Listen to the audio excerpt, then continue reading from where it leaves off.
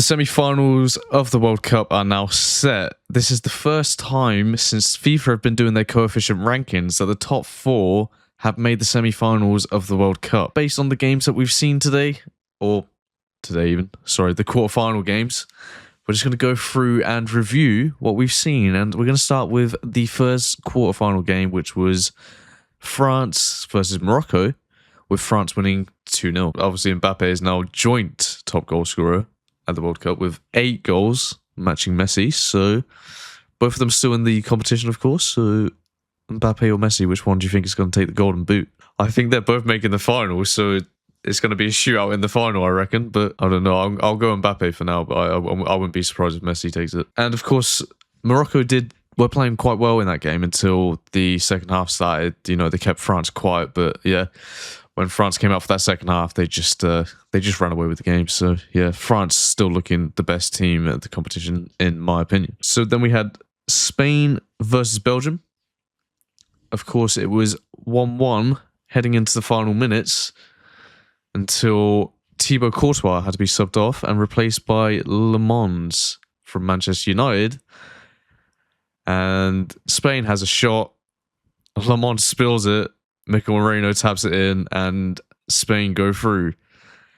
Now, I've seen people say that there was another goalkeeping option on the bench for Belgium that maybe should have been considered before Le Mans. So, I don't know. And I think I said to you, actually, I was like, when he got subbed on, he's not that good. He's probably cost Belgium at the World Cup, but that's a different story. And Spain are through to the semi-finals as well, so they'll face off against France. Then we had England versus Norway as well last night. 2-1 England, and of course we done a clip on this, and someone commented, and I quote, "Haaland's going to score a brace. The game will end 3-3, and England will scrape it in extra time or pens, and it'll be the game of the tournament. Mark my words." So, Haaland didn't score. The game did not end 3-3, but it did go to extra time. So you know what? Part of it was correct. The game of the tournament, not too sure, but yeah, valiant. So what are we saying? Haaland obviously didn't score against England, which is a bit of a surprise. He didn't play the full 120 minutes either. He got subbed off in the half-time of extra time. But yeah, Norway was probably the underdogs of this year's World Cup. I don't know if you would have thought they would have went that far, but they beat Brazil 2-1, and the only reason Brazil scored is because they got a penalty in the last minute. So yeah, they done quite well there. And then obviously we have Argentina, Switzerland, with Argentina winning 3-1, so they're through to the semi-final again. Messi did not get a goal last night, so this is the first time he's not scored in a game, I'm pretty sure. It was, a lot of consecutive games scoring in the World Cup. It was running from last tournament, so yeah. But that's basically the quarterfinals summed up real quick. And we're now going to move on to our semi-final predictions. And our first game, which is being played on Tuesday, is France versus Spain. Based on the stuff that I've just looked at before we started this. So, in the FIFA coefficient rankings, France are currently the first place team, meaning across all the FIFA teams, they are the best team according to these rankings. They're not the only, sorry. Let me correct myself. They have a 100% win rate in this year's tournament. They've scored 16 goals and only conceded 2 goals this tournament. So they're conceding 1 goal every 3 games, which is, that's quite a good record. Here we go. So they've been to the final of the last 2 World Cups, which obviously they won the World Cup in 2018 and they were runners-up in the 2022 World Cup to Argentina. And then they were also semi-finalists in the 2024 Euros. And the last time they won a major competition was the Nations League in 2021. And obviously Mbappe is the top goal scorer for France at the minute with 8 goals so based on what they have been doing in the last few years, World Cup wise, they have a great record. Even they're looking poised to go to their third final in a row. Which I was meant to check this. I'm pretty sure this would be the first time any players ever made 3 World Cup finals in a row for Mbappe. So that could be something. But yeah, obviously they haven't won a trophy since 2021. Made the World Cup final in 2022. They do look like a good side. I think they are the best side left in the competition. And for that reason, I think France are going to go through. But let's just have a quick look at Spain. So in the FIFA coefficient rankings, Spain rank 3rd place. They still remain unbeaten. They have 5 wins, 1 draw. Their 1 draw came against Cape Verde 2-2 in the start of the tournament. They've scored 11 goals this tournament and only conceded 1 goal, which came in the quarterfinals against Belgium. So that's the last game they played was the first time they conceded this tournament, which is impressive. So, you know, France versus Belgium. Spain. France versus Spain. France conceded 2. Spain had conceded 1. Both teams have scored over 10 goals, so there's a chance it's going to be a low-scoring game, but there's also a chance there are going to be goals. So, yeah, it'll be an interesting one. But talking about their form in major competitions as well, Spain are the current holders of the Euros, of course. They won in 2024 after they beat England. However, this is the first time that Spain have made it past the round of 16 since they won the World Cup in 2010, which is surprising. So, exactly. And this is also a strange fact that I was really unaware of, but this is only the 3rd time in Spain's history that they've made the semi-final of a World Cup.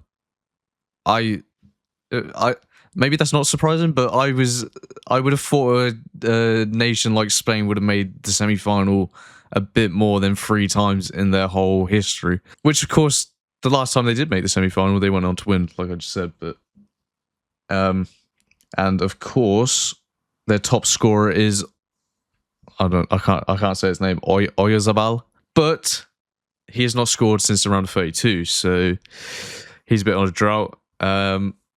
Lamine Yamal, only 1 goal and assist across the whole competition. Bit of a yikes, considering he's going to be one of the big names for Spain. So if he wants to step up, this is the perfect opportunity to do so. So yeah, we'll see how that goes. And now the head-to-head record between France and Spain. Spain have won 2 of the last 3 meetings. And whenever someone has won between the 2, it's only been by 1 goal.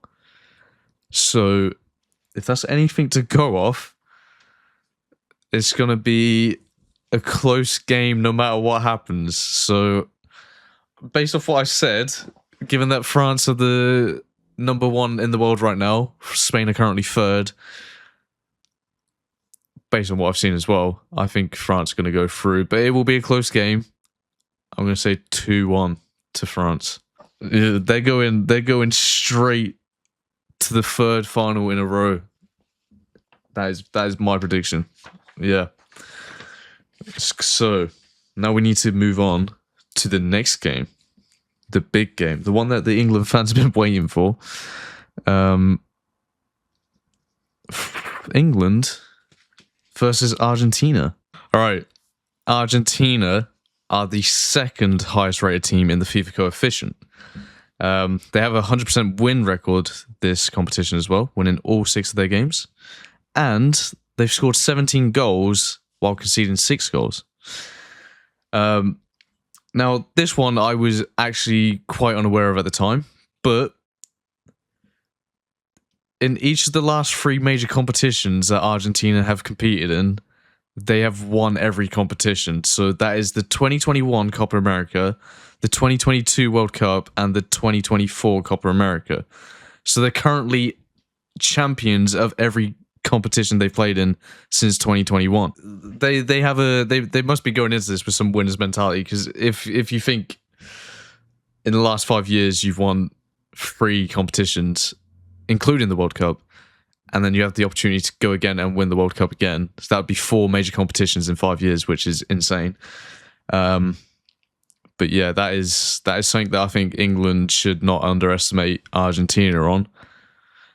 And of course, Messi is Argentina's top goal scorer with 8 goals. So if anyone's going to have a say in the game, of course it will be the greatest of all time, Messi. So, and of course there's a lot of conspiracy flying around about Argentina, whether stuff is being put in their favor, but I do not want to speak on that because I'm not going to accuse anything because I don't know.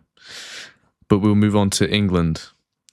England are the lowest rated team of the semi-finalists that are still remaining, so they are 4th in the FIFA coefficient. They are also unbeaten in this year's World Cup, winning 5 games, drawing 1. That 1 draw came against Ghana. They've scored 13 goals and conceded 6. So compared to Argentina scored 17 goals, conceded 6. England scored 13 goals, conceded 6. So defensively, they're about at the same level, but Argentina are just scoring more goals than England are at the minute. So that's something that England must be aware of. Now, England have been flirting with the idea of winning a competition in the last few years. With the last 2 Euro competitions that they've competed in, they've made the final of both of them. 2021, they made the final. 2024, they made the final as well. And then in the World Cup, they've had some good runs as well. In the 2022 World Cup, they made the quarterfinals, losing to France, by the way, who went on to the final. And then the year before that, the 2018 World Cup, they were the 4th place team.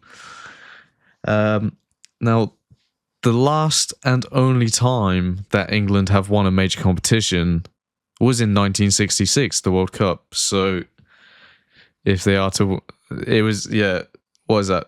60 years ago. Yeah. So only one major trophy in the entire history of England compared to Argentina, 3 in the last 5 years. So yeah, there's a bit of a difference there. Obviously, Jude Bellingham, top goal scorer for England as well. Right, now we're going to look at the head-to-head. So this is the first time that England have played Argentina since 2002, a game that England won 1-0. However, before that, they'd met twice previously, with Argentina winning on both occasions. England did also beat Argentina 1-0 in 1966 en route to the World Cup win. So if they win against Argentina, maybe that could give them a bit of confidence going into the final, maybe. And based on the fact they just have that mentality of winning competitions at the minute, also how they pay the refs, I reckon it's going to be 2-1 to Argentina. France-Argentina final, which would of course be a repeat of the 2022 final. I think France are going to get their revenge. I just think they look better this time. They just do look better this time. They're not conceding as much. They're scoring goals for fun. When they want to score, they will score. And of course, Mbappe's on fire. And of course, you can say the same for Argentina. Messi's on fire. But if you have Mbappe on fire, it's hard to stop a team when he's scoring goals for fun. So, yeah, I think it'll be good. I think it'll be close, like you say. But I think France will just go over the line. I'm going to go 3-2 France. Can I just say as well, do not write off England. They have a thing of getting to the final. There is going to be a point where they are going to have to win a major trophy. They've been close too many times not to.